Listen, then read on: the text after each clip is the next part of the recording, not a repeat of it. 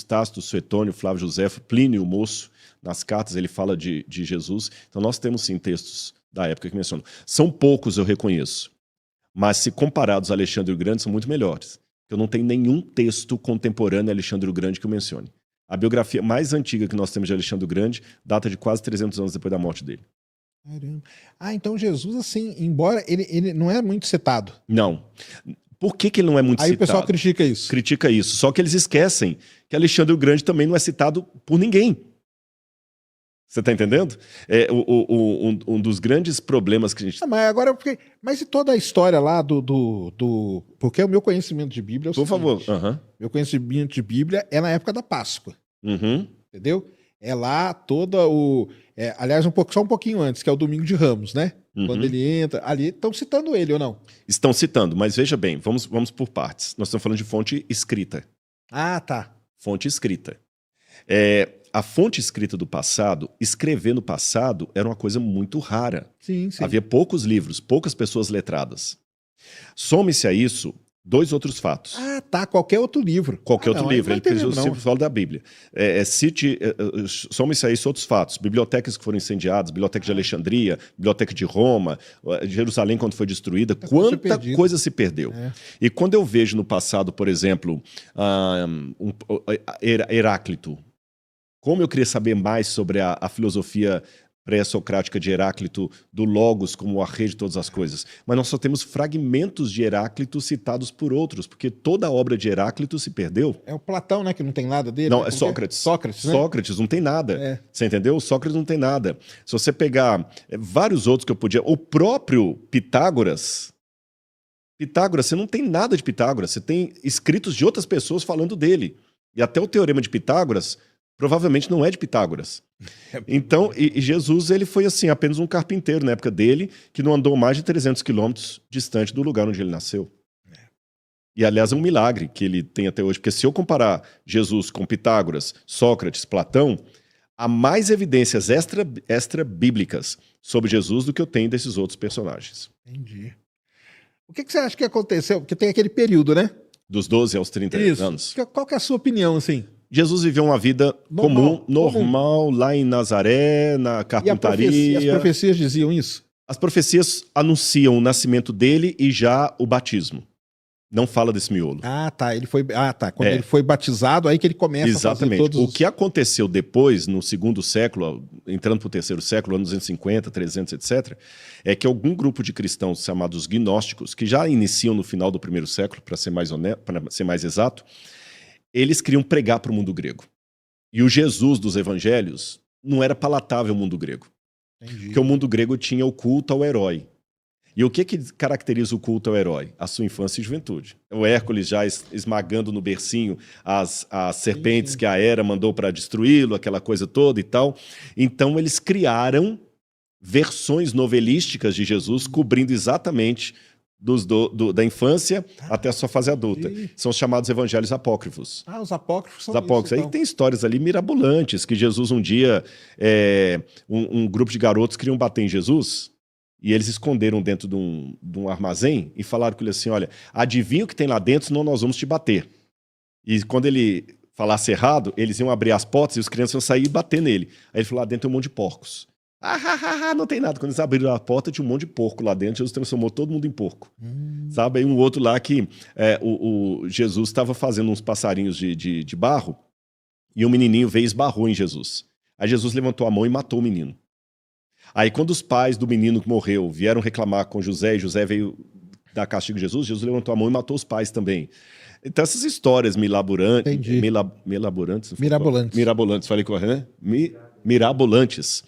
Essas histórias também marcaram. Mas isso aí não é nada, isso aí não tem nada confirmado. Não, isso é lenda da lenda da lenda da lenda. Arqueologicamente confirmar nada disso. Não tem como. O máximo que eu posso, para também não deixar no vácuo, é que alguns textos apócrifos, às vezes, se valiam de alguma tradição que não foi preservada pelos evangelhos, você entendeu? Por exemplo, que Maria, quando casou com José era um viúvo, e tinha filhos de um outro casamento. E aí tem técnicas também historiográficas para você também separar num documento o que parece ser factível e o que parece ser sensacionalismo. Entendi. Larissa mandou aí cinco que libras? Caramba! Opa, estamos lá Tá aí em sim. Londres. Rodrigo, já que você é formado em filosofia, poderia nos explicar a distinção entre essência e existência em Tomás de Aquino? É. Caramba! Aí eu teria que entrar justamente na metafísica que eu mencionei para vocês, que o Tomás de Aquino ele elabora a metafísica dele a partir das leituras que ele fazia de Aristóteles. O Tomás de Aquino ele cristianizou Aristóteles, porque houve a redescoberta de Aristóteles no Ocidente, porque os árabes pegaram Aristóteles, que sobreviveu da destruição de Alexandria, e levaram para a Europa. Então, quando Tomás de Aquino, lá no século XII, 13, na verdade, 1200 e pouco, ele começa a escrever a Suma Teológica, ele pega Aristóteles e fala, cara, isso aqui é a teologia pura. Aí o Tomás de Aquino inaugura a Ratio Studiorum. E ele começa a falar da questão do ser para chegar à existência de Deus. E a distinção entre ser e existência é aquela que eu falei entre matéria e acidente. A pergunta de Tomás de Aquino é o que é o ser? Porque, na verdade, eu não estou vendo o ser. Eu estou vendo os acidentes. Entendi. O que eu estou vendo? Eu estou vendo o Sérgio, na verdade? Tá, mas há 30 anos atrás você não tinha esse rosto.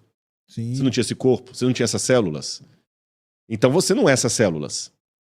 Mas ao mesmo tempo, se eu tirar as células, você desaparece. Então, qual é a essência? E a palavra essência, esse, em latim, é o que sustenta o ser. Por isso que em Tomás de Aquino, a essência do ser, o que é o ser de fato? Eu começo a tirar tudo, e aí dá um nó na cabeça, porque se eu falar o Sérgio Sacani, bom, para começar, Sérgio Sacani é um título que te deram.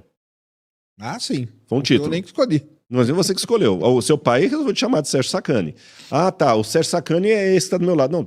Não sei, porque pela biologia, cada tanto tempo as suas células são outras. Né? O seu rosto é outro. O Sérgio Sacani é um cientista. Não, teve uma época que você não era cientista e já existia. Então, o que é o Sérgio Sacani? É aquele negócio que a gente fala do barco de Teseu, né? Exatamente, é o barco de Teseu, que ele vai toda vez tirando o barco, cada colocando batalha coisa, que ele volta vem com outra madeira. E contra madeira. Final, e aí, era o barco, era o barco ou não era o barco mais? É a mesma coisa.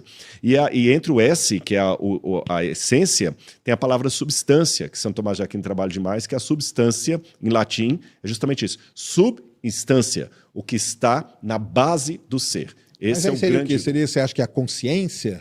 Coisa desse tipo? Ninguém respondeu essa pergunta na metafísica. É, né? Não. Por isso que São Tomás de Aquino aponta, ele usa Porque isso aí tem o pessoal que fala o seguinte, né? O sonho da galera é fazer o tal do teletransporte. Né? Que é te desintegrar aqui e entregar. Até uma possibilidade, pelo buraco de minhoca, você atingir um outro lugar no universo que você precisaria de anos-luz para estar lá. Isso. Mas aí o buraco de minhoca é você viajando. Aqui não, você some e aparece lá. Isso. Aí o pessoal fala assim, mas será que a consciência vai junto? E aí, será que aquela pessoa que reapareceu lá é o mesmo daqui? Mas aí vem na metafísica diz o seguinte, eu não posso dizer que a consciência é você, porque ela também muda. Entendi. Então, se o ser tem que ser uma coisa permanente, aquilo que é o Sérgio. Entendi. Por isso que em grego eles chamam de ontos, ontologia, que é um outro nome, que ontos é a forma substantiva do verbo ser, aquele que está constantemente sendo. E aí o Tomás de Aquino, como você não consegue responder o que é o ser, ele joga para a realidade, é uma das vias do conhecimento de Deus. Entendi. Tem que ter uma realidade superior à matéria, superior ao que eu estou vendo. Aí ele distingue de Aristóteles que o sistema aristotélico era por demais materialista. Aí São Tomás de Aquino ele distingue disso e fala, não, peraí, o ser existe, mas ele não é a matéria.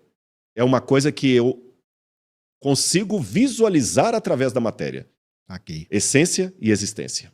Bom. Essa aí mais, cara? Isso aí já li.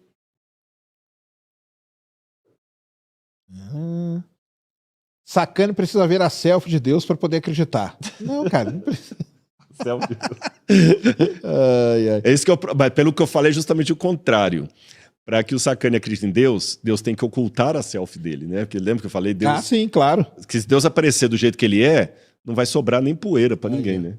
Rodrigo, me desculpe, mas não tem lógica nenhuma Deus matar as pessoas para castigá-las. Gosto muito de você, mas tem coisa que não se explica. Bom, Ricardo, mas é que a questão não é explicar no sentido de dar uma... Lembra, a morte é um intruso na história, não fazer parte do plano de Deus. Agora, com o negócio de Deus matar a pessoa, é uma linguagem humana que a gente atribui a Deus de maneira equivocada. Em primeiro lugar, de certa forma, se Deus permite a morte de todos no universo, Deus matou todo mundo. E nem sempre é para castigar. Tá certo? Porque, veja bem, sim. se eu estou trabalhando com o conceito cristão, eu vou dizer que eu nasci, você nasceu, o Sérgio nasceu, porque Deus quis. Porque se eu trabalho com a perspectiva cristã de um criador, ninguém nasceu nesse universo sem a vontade de Deus. Tá certo? Então Deus está na base da sua origem. Então você nasceu porque Deus quis. E quando você para de viver, foi porque Deus quis também? Então você vê que, na verdade, todo mundo no universo que morre é porque Deus parou de alimentar a vida dele. Mas aí não tem o que volta na ressurreição? Mas é lá na frente. Ele está falando nessa história. Que ele está colocando Deus matar pessoas para castigá-las. Certo. Deus não mata ninguém para castigar. Esse é um conceito errado. A morte, em alguns casos específicos, é a consequência daquilo que a pessoa teve. Entendi. Tá certo? Não é Deus que vai lá, igual alguém com a lupa matando formiguinhas. Esse é o primeiro conceito. Deus não é um sádico que está lá na nuvem falando assim, o que eu vou fazer? Vou soltar uns raios. Sabe o menino fica pegando lupa com o sol e esquentando? Deus não é um sádico. Então Deus não mata as pessoas para castigar. Deus não tem interesse nenhum do castigo, porque Deus é caprichoso. A Bíblia fala, eu disciplino e repreendo a que amo. Quando Deus castiga, é para redimir a pessoa. Aí você pode falar, tá, e no fim dos tempos, quando o Apocalipse fala que vai vir o fogo de Deus, vai destruir todos. Aqueles que vão ser destruídos no fim do tempo, não é que Deus está destruindo porque está castigando. Deus está destruindo porque está respeitando o livre-arbítrio. Eu vou explicar. É porque na ótica cristã, vida só existe em Deus. Não existe vida fora de Deus. Sim. Tá certo? É como não existe vida fora do universo. Não existe vida fora de Deus. Você pode até trabalhar com a hipótese de vida em outros planetas. A gente discutiu isso uma vez. Mas não existe vida fora do universo. Então, a mesma coisa eu coloco. Vida só existe em Deus. Então, nós estamos para Deus assim como o peixe está para a água. Quando a água fala para o peixe, hipoteticamente, peixe, viva, fique em mim e viva, a água não está sendo caprichosa. A água não está sendo como aquela pessoa assim, ó peixe, se você sair de mim eu vou te matar. Não. Quando a água diz para o peixe, fique em mim, senão você não vai viver, é porque a única vida tem na água. E se o peixe deliberadamente escolhe não viver na água e ele morre, não foi a água que matou o peixe, é o peixe que teve a consequência de não querer viver na água. Então aqueles que vão ser destruídos por Deus, não é que Deus vai castigar, bem feito, vou castigar, puf. E antes da ressurreição final, desse juízo final, trazendo para cá, que deve ser a sua pergunta também, lembremos que eu não posso comparar Deus ao ser humano. Eu vou explicar o que eu quero dizer. No universo, na vida, existem hierarquias que fazem parte da existência. Eu não posso, por exemplo, entrar no Palácio de Buckingham. Quem sou eu? Eu não posso nem tirar foto com aquele cavalo lá que o cara pode. Mas o rei Charles, ele entra no palácio à vontade. Mas peraí, ele é tão humano quanto eu. Se ele pode entrar, eu também posso. Não, isso é ridículo. Ele pode porque ele é o rei da Inglaterra. Eu não sou. Então, por ser o rei da Inglaterra, ele pode certas coisas que eu não posso. E acabou. Tem filme que adulto pode assistir, menor de 18 anos não pode. E acabou. E a mesma coisa com Deus. Deus pode tirar uma vida, é o único que tem esse direito, porque ele a deu. Então, se eu fizer uma comparação para você entender o fato de Deus matar, é como se Leonardo da Vinci. Quanto que deve valer uma obra de Leonardo da Vinci hoje? Priceless. Quanto que deve valer a Gioconda, a Mona Lisa? Priceless. Se eu chegar agora e destruir a Mona Lisa, eu estou cometendo um crime contra o patrimônio da humanidade. Mas quando Leonardo da Vinci estava pintando, deve ter muitos quadros que ele não gostou, rasgou, incinerou. Eu te pergunto, Leonardo da Vinci também estava cometendo um crime contra um patrimônio da humanidade? Ele cometeu o mesmo crime que eu. Ele botou fogo num quadro dele. Mas tem uma diferença. Rodrigo Silva não pode botar fogo num quadro de Leonardo da Vinci, porque eu não sou Leonardo da Vinci para fazer outro. Mas Leonardo da Vinci pode, porque ele pode fazer outro. Deus pode tirar uma vida, porque ele é capaz de dá-la novamente. Então falar Deus matar como se Deus fosse um assassino em série é não entender a faceta do que significa ser Deus. Entendi. Se o Elon Musk conseguir transferir sua consciência... então, é isso aí, ó. Se o Elon Musk conseguir transferir sua consciência para uma máquina, teoricamente ele atingiria a imortalidade. Ele quebraria o plano de Deus? Se todo mundo transferisse... Mas aí é isso, mas aí é você? Aí é você, exatamente. Aí é aquela questão que tem, né? Que a gente nunca vai ter resposta. Não vai ter resposta, porque isso nem científico nem filosófico é. Mas porque o pessoal fala assim, não, vamos fazer o download da nossa consciência e vamos pôr numa máquina. Aí a máquina, teoricamente, já pode viver para sempre. Se ela tá com a